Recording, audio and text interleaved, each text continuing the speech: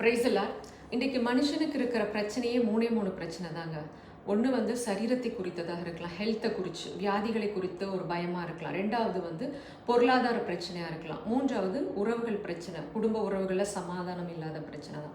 So இது மூணுக்கும் தலை யார் அப்படின்னா மரணத்தின் அதிகாரி பிசாசு. ஆனால் வேதம் தெளிவாய் சொல்கிறது. ஏசாயா 54 ஒரு வசனம் சொல்லுது, நீ நீதியினால் ஸ்திரப்பட்டிருப்பாய், கொடுமைக்கு தூரமாவாய், பயம் இல்லாது இருப்பாய், திகிலுக்கு தூரமாவாய், அது உன்னை அணுகுவதில்லை அப்படின்னு சொல்லப்பட்டிருக்கிறது.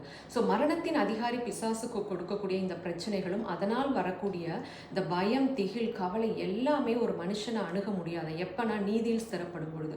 நீதி என்பது என்ன? நீதி என்பது யார்? ஒரு வசனம் சொல்லுது, கிறிஸ்துவே தேவனால் நமக்கு ஞானமும் நீதியும் பரிசுத்தமும் மீட்புமானார் என்று சொல்லப்பட்டிருக்கிறது. கிறிஸ்து தான் நமக்கு நீதி.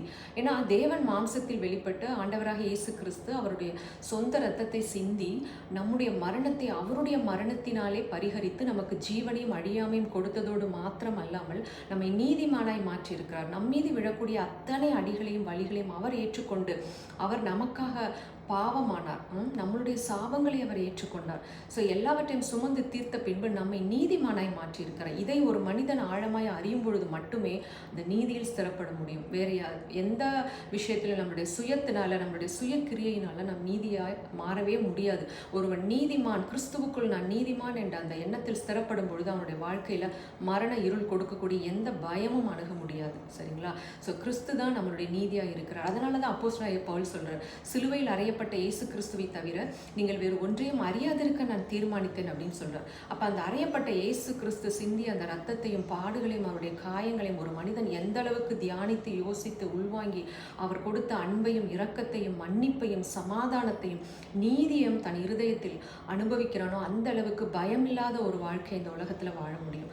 ஸோ அதுக்கு தான் ஆண்டவர் நம்மை தேடி இந்த உலகத்திற்கு வந்தார். அந்த அன்பு நல்ல நேசரை நாம் அறிவோம், நீதியில் ஸ்திரப்படுவோம், எந்தவித கொடுமை, பயம், திகில் இல்லாமல் வாழ்வோம். சரிங்களா? ஏன்னா அவருடைய மரணத்தினாலே மரணத்தின் அதிகாரியான பிசாசை அடித்து ஜீவ காலமெல்லாம் மரண பயத்தில் பிடிக்கப்பட்டவர்களை விடுதலை ஆக்கிட்டார். சரிங்களா? ஸோ அதை நினைத்து பார்த்து அவருக்கு நன்றி சொல்லுவோம். ஜெபிப்போம். அன்புள்ள தகப்பனே இயேசப்பா, நீங்க எங்களை தேடி இந்த உலகத்திற்கு இறங்கி வந்து உங்களுடைய பரிசுத்த ரத்தத்தை சிந்தி எங்களை நீதிமான்களை மாற்றியிருக்கிறீரப்பா. அதையே நாங்கள் உற்று பார்க்கிறோம். ஆண்டவரே, எங்களுடைய இருதயம் அந்த நீதியில் ஸ்திரப்படட்டும். கிறிஸ்துவே நீதியா இருக்கிறீரப்பா. அந்த நீதியில் ஸ்திரப்பட இன்றைக்கு ஒவ்வொரு பிள்ளைகளுக்கும் உதவி செய்யுங்க. அவங்க இருதயத்தை ஆளுகை செய்கிற எல்லாவித பயம், கலக்கம், குழப்பம் எல்லாம் நீங்கி கிறிஸ்துவே நம்முடைய நீதியும் மீட்பும் பரிசுத்தமும் ஆனார் என்பதை உணர்ந்து வாழ்க்கையில் சகல ஆசீர்வாதங்களையும் பெற்றுமை மகிமைப்படுத்தட்டும் தகப்பனே. கிரயத்துக் கொள்ளப்பட்ட நாங்கள் பிள்ளைகள் ஒவ்வொருவருடைய வாழ்க்கையிலும் நீர் மகிமைப்படுகிறாங்க. இயேசு கிறிஸ்துவின் நாமத்தில் ஜெபிக்கிறேன் நல்ல பிதாவே. ஆமேன், ஆமேன். We are chosen to live a heaven and earth life. பயப்படுவதற்கு